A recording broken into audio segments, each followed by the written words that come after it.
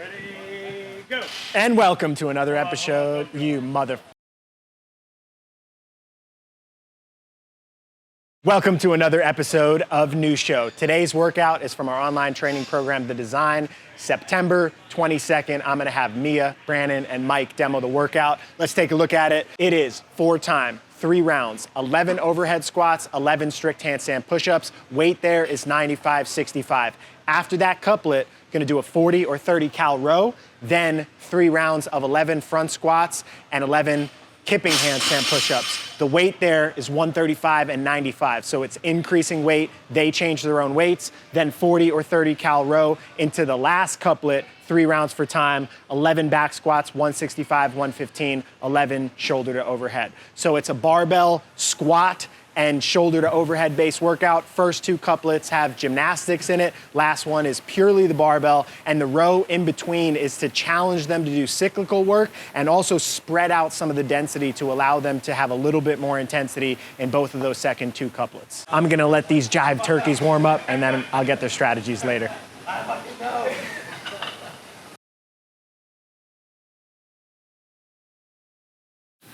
Hi. All right, let's go. She's in the middle of a set. So you can start. Mia, tell me your intention. You gotta get nice and close. Mia, tell me your intention. My intention, I think this is a workout that's going to kind of regulate itself because of the handstand push-ups. Hopefully I can keep the strict ones to 2 sets, at least for the first 2 rounds. Might break down more on the 3rd round. And then the kipping handstand push-ups, I'm not gonna say definitely. I think I'll be able to keep those to 2 sets maximum. I may try to do a couple full ones. And then the shoulder to overhead, it'll just go by feel when I get there. Probably just try to grind through those some. The row, try to stay around like 950 to 1,000, depending on how my legs are feeling. It's a lot of squat volume, and I feel like last week I just complained about not training, but I'm still working back into being fit. So that's my strategy. How long should we allow you that excuse that you're just getting back into it? Well, this video is coming out 2 weeks later, but really it's only filmed 1 week later, so I haven't really had that much time. This is my first structured training week back, so give me a month. All right. Yeah. Deal. Mike, Hey. tell me how you're gonna approach the workout. Delicately. No. I'm gonna go pretty hard. My goal today is to focus on quick transitions and unbroken sets with the squats, and then use the row as kind of like my, governing intensity for the piece today. I'm not gonna use the excuse anymore that I'm still getting back into shape. I'm just gonna go hard on the 3 rounds, and then again, just use like the row as active recovery today. I just asked Mia how long she was allowed to say I'm getting back in shape right before I came over. What's your minimum row pace? Or are you gonna? Yeah, no, I want to stay above 1,000. I feel like that's an easy pace, but that's also, if I go hard on the couplets, then it'll be really easy for me to want to just not have control on the row. So staying above 1,000 will be good. Are you getting a close up of his mouth? We're gonna make Brannen talk while he's warming up, so he gets distracted. Can you tell me your paces, Brannen? I'm gonna try to hold unbroken on the barbell and the handstand push-ups, back squat, shoulder overhead. Minimum starting pace is gonna be 1,200 on the row, and then hopefully I can creep up to like 1,350 to 1,450, somewhere in there. When are you gonna be in shape again? I'd like to think that I try to stay always slightly in shape. Always ready. He's always ready. And now we watch. No, I'm not. I don't want it to look like crap on the internet. And my All right, 10 seconds. It's okay. Of course, Travis comes right when we're about to start to make it annoying. 3, 2, 1, go. All right. Mike probably got Brannen just picked up his cycle rate. Something to notice as they're both going, males and females, well, maybe just these males and females. Mike and Brannen are definitely cycling the squat faster than Mia. but I don't know if that's something that would be broadly applied. All right, strict handstand push-ups. I think this will be a separator between Mike, Brannen, in comparison to Mia. She's got to go a little bit slower on the transitions. This is a kind of a nasty combo. You don't think about how much stabilization your arms overhead have to deal with when you're doing overhead squats, but going from that into strict handstand push-ups is definitely a challenge. This rep scheme, I feel like for both of them, doing 33 strict handstand push-ups and 33 squats at this weight for Mike and Brannen, who are now finishing up the squats, not as big of a deal. I think 33 for Mia right now. I think just based on her limb length, body weight, size, skills in the sport. She told me to comment on her depth here. What do you guys think? I agree. The depth is good. Good job, Mia. Good. Travis thinks the depth's good there. All right, back to Brannen finishing there. So he's really just separating now. No, I was asking your opinion. So Brannen, I think, is squatting and just transitioning and doing strict handstand push-ups a little faster. We should point out the pink and blue Get knee sleeves. Get out of here, man. You're distracting me. He actually does have nice, bright, shiny knee sleeves on there. All right, Mike's still going unbroken here, but I think just now separation is just happening as a result of urgency and movement speed. Like Brannen's still able to go pretty much down and up, straight forward there in all of his reps. Whereas when Mike goes, he might have a little bit more pausing, or watching Mia right there, she's pausing at the top.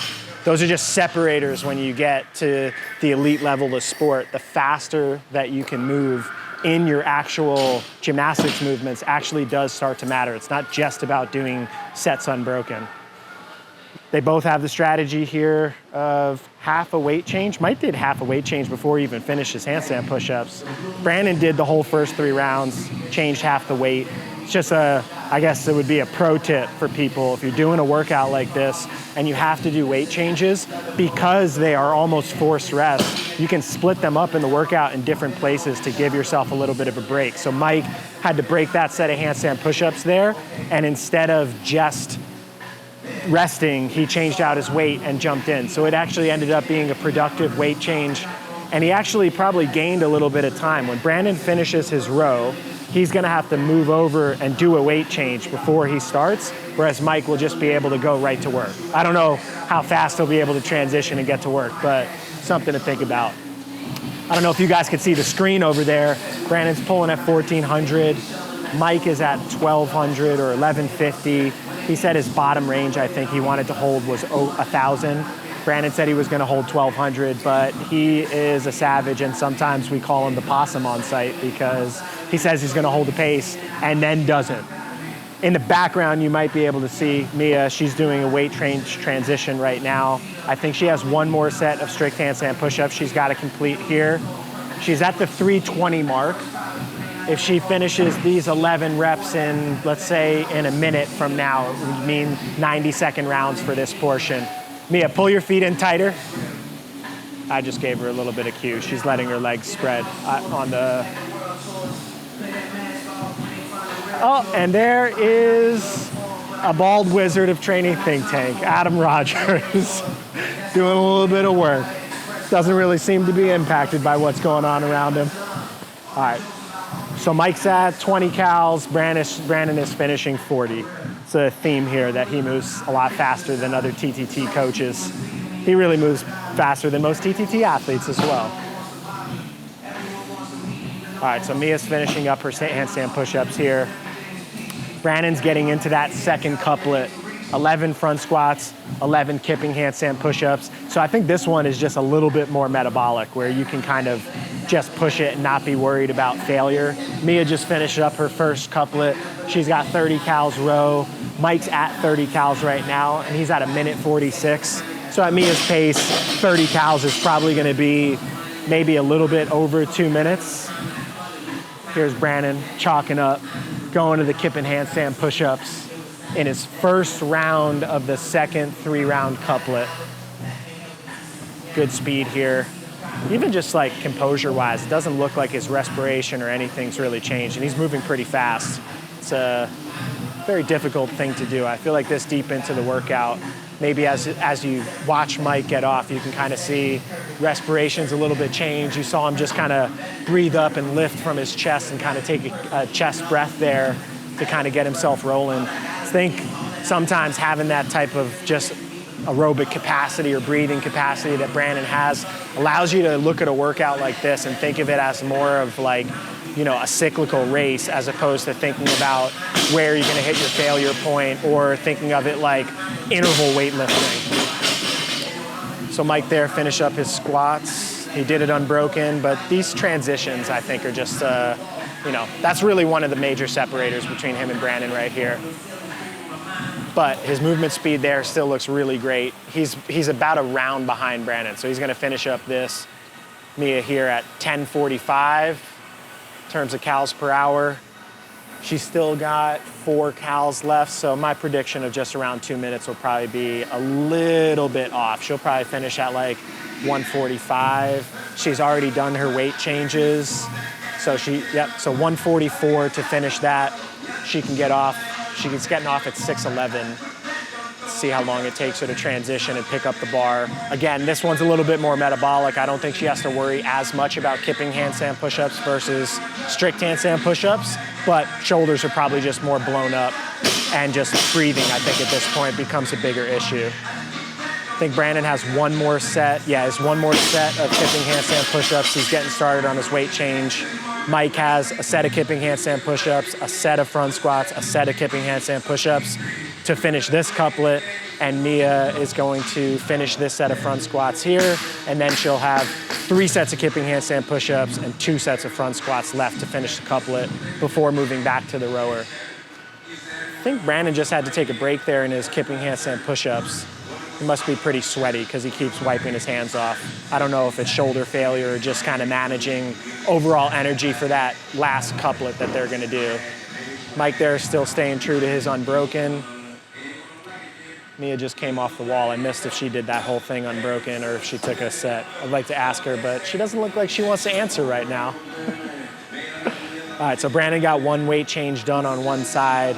He's got another 40 cal row. It looked like, maybe we can pan over to him after he's like 10 cals in and see, he was at like 1,400 cals per hour in that last interval. That is really fast. He's doing this like, you know, a true Metcon. Whereas Mike said he's gonna try to look at doing the movements unbroken and use that row as kind of like what pace can he hold to govern himself. Brannen here he's over 1,200 right now at 3 cals in.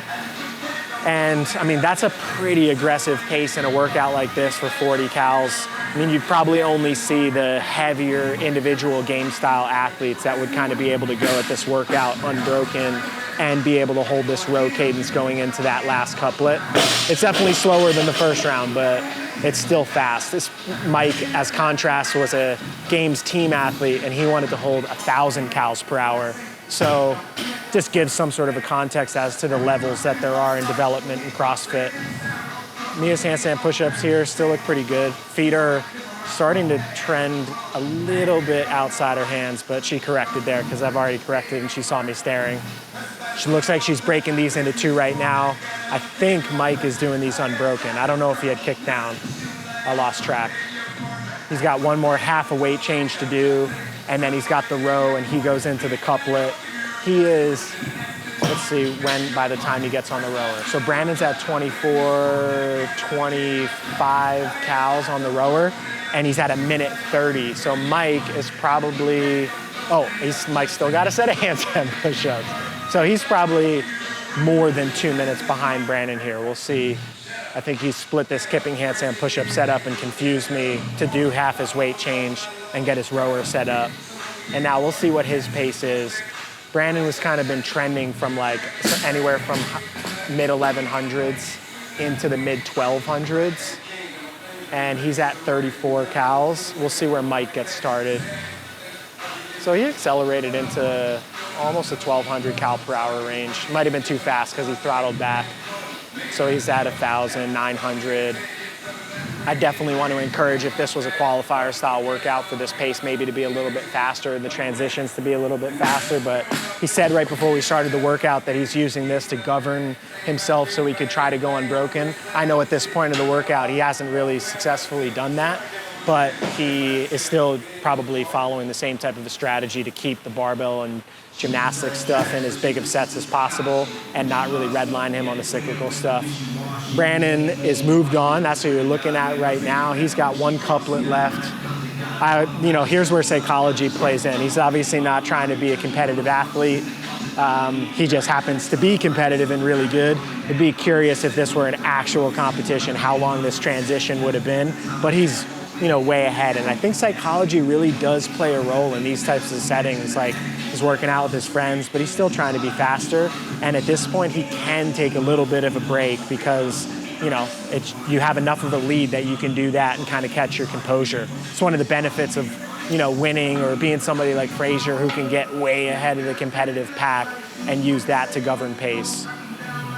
Still moving really fast here. So he's 11 back squats in. Now he's got shoulder to overhead and then 2 more rounds of that. Mia's just getting onto the rower here.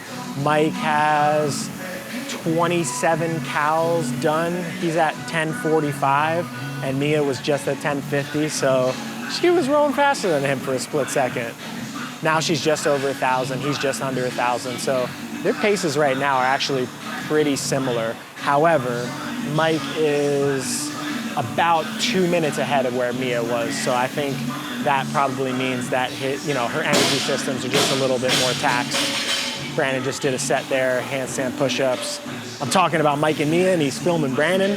I'm not all on my game right now, but this is new show, so we're still learning. All right, so we'll see what these rest breaks look like for Brannen. It's definitely gonna be, I think the barbell combo at the end of this is almost worse than the barbell gymnastics combos we saw in couplet number 1 and couplet number 2. Mike just finished, so that took him 2 minutes and 30 seconds to do his 40 cals. And he's got the barbell couplet now. I think this is probably Mike's greatest skill as an athlete is just his barbell cycling. I know he went to the games on a team and then took a little bit of time off. So, he's not gonna be in like peak competitive shape right now, but I still think relative to the field and relative to people watching, he's probably gonna cycle these pretty well. He's just kind of an ox. So be curious if we would take split times. I didn't take when Brannen got off, but if we could take split times of this last couplet, what the speed of just that last couplet would be between these two. Here's me at 25, 26 cals. She's at 8, a little bit over 800 or a little bit under 900 for this. So this is gonna take her closer to that 2-minute mark that I predicted in the first set of 30. So this row for her was like 13, 14 seconds slower than the first one. And now moving into the barbell cycling. Oh, look at Mike's little strategy here with his arms.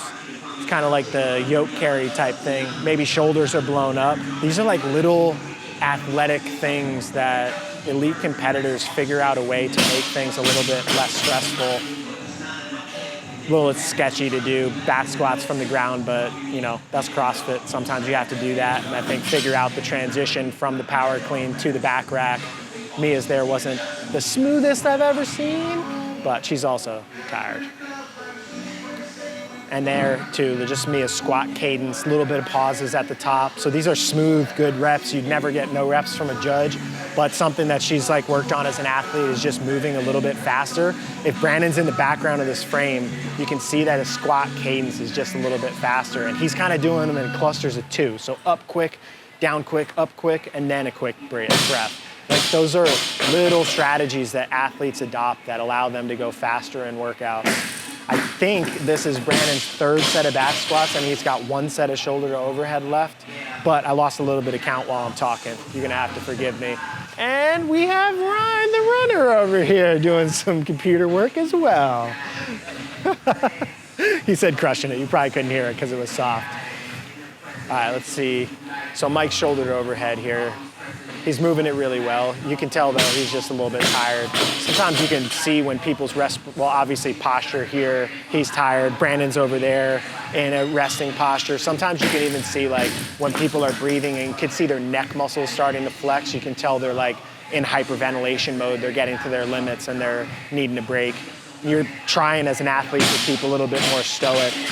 I think Brannen just finished 14:52. Not 100% sure. Oh, no, he's got another set over. Oh, and there's Aaron. I told you you're gonna get in. All right, so I think Brannen has a couple more shoulder overheads here to finish, and then I think he's done. I think Mike has, all right, so Brannen's done there, 15:14. Mike has, I think, one full round left. And then Mia, I think, is in, well, you know what? I'm not gonna get tongue-tied. I'm just gonna wait to watch what she does, and then we'll see. All right, so she's in her shoulder, oh, she's in her back squats. So I think she's in her second round of back squats, and Mike's in his third round of back squats. And you can see now the cadence, like Mike, when he's squatting, pauses at the top, Mia pauses at the top. That strategy that Brannen used, where he was doing 2 fast reps and then taking a break and then doing 2 fast reps, actually saves him a lot of time over the course of these squats. I know it doesn't seem like a lot, but if you're doing a pause on every rep, that's 10 like 1-second transitions you're taking at the top. And if you're doing only 5 transitions, you're saving 5 seconds per set of those. So you're saving 15 total seconds just on the 3 back squat sets in that last couplet. Not sure exactly how much Mike has left here. We're just at the 16:20 mark. Brannen again was 15:14, so he's a minute and 10, minute 15 ahead right now. I think Mike has maybe one more shoulder to overhead or some back squats and shoulder overhead. Transitions here get long, but sometimes with this type of barbell cycling, that just happens. You just, like, the time under tension and the barbell crushing you just makes it really, really, really hard to breathe and regulate your heart rate. So you take breaks and the breaks just become long. It's one of the skills that elite athletes of the sport at the highest level do. That's just really, really, really amazing how they're able to cycle a barbell at, you know, really, really fast cadences and make it look like they're just doing a little bit of endurance work.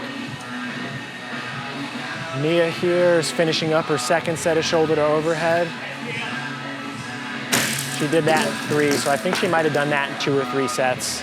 I think she's done with that second round of back squat shoulder to overhead, and she's got 1 round, but she's still behind Mike, and that Mike has to do a couple shoulder to overhead to finish, and then Mia's gonna have to move in and do that whole last round.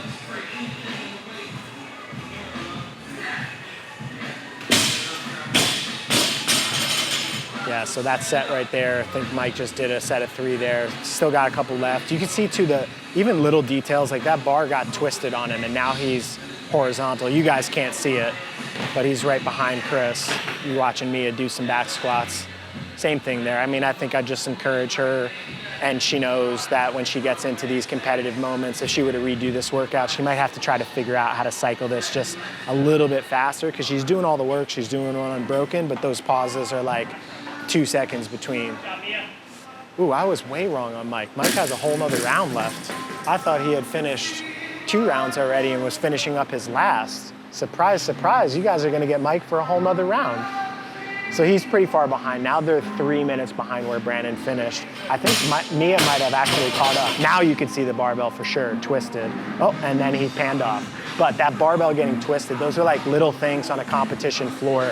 They really do matter, because you have to stay in a specific lane. You don't want your barbell moving around. If it does move around, you have to put it back. But when you're training in the gym, sometimes this type of, like, you know, allowing it just to move around is not really as optimal of training as you would want. So if he watches this, he can make adjustments, or he knows. He's been to enough big competitions. Sometimes those things just escape you because you're in your own suffering. So Mia's finishing up her shoulder to overhead here. She's actually catching up to Mike. I don't think she'll catch him because he looks like he's gonna be finishing up the set of back squats, and then he'll have set 11 shoulder to overhead, and he'll be aware of where she is. Oh, man, I was way wrong. Mia just finished at 19:23, and Mike's still going. She caught him. I was commentating it all backwards because I lost track, but that's okay. Still gave you some tips, and we all make mistakes. It's tough to do this live and keep track of everything. So that means she cycled the barbell obviously faster. She was behind Mike off of the rower and caught up. Mike's rest breaks here just a little bit too long. This barbell cycling in high volumes, I think it's one of the most challenging things, I think, for somebody as powerful as Mike, but he's still moving it really well. Looks like he's about to do this unbroken. Mia was 19:23. Mike's finishing up right now. We're just over 20 minutes. So 20:10, he's done. Now the three savages have finished training. Mike's gonna go to sleep for a while. Brandon just said that was so much harder than I thought. I don't know why they don't think that these things are gonna be hard. There's Mia taking a nap, spirit fingering.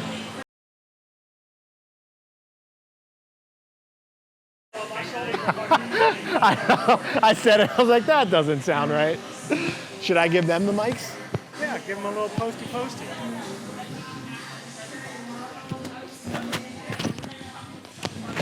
Brandon, you've been done for 5 minutes, so now tell the good people how they should approach this. Give them some tips for the design. Elite path. Elite path, I mean, you have to go unbroken. I would still break up in between the back squats and shoulder overhead. The thing that actually worked well for me, I'm just not good enough right now, is doing the shoulder overhead and then moving to the back. So you do your first set of back squats, and then you put the bar down, and then when you start your first set of shoulder overhead, go straight from that into the back squats. If you want to have like a super competitive time, because that's where I lost all my time. I had to take breaks, and I just was wrecked at that point. We're gonna ask Mike while he's dying to see if he wants to do it.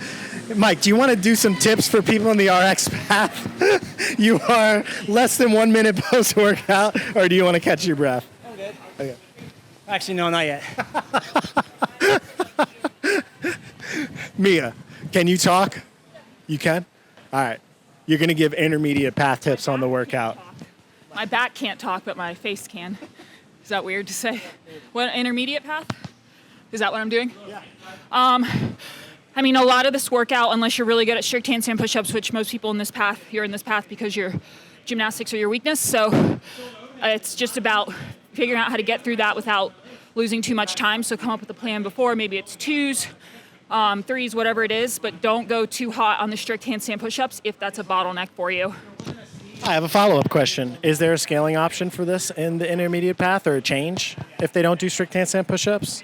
Did I just put you on the spot? You don't remember your spreadsheet? Yes, there definitely is. I do not know what it is right now, but watch the video. Well, we'll put the whole scaled workout in the description of this so you can know what it is as a scaled athlete. We'll see. If Mike is alive enough right now to talk, we're going to interview him. If not, we're saying goodbye. I'm ready. All right. You get 1 minute to tell the RX path tips for this workout. Tip number 1, warm up your positions, because my lower back got pretty blown up.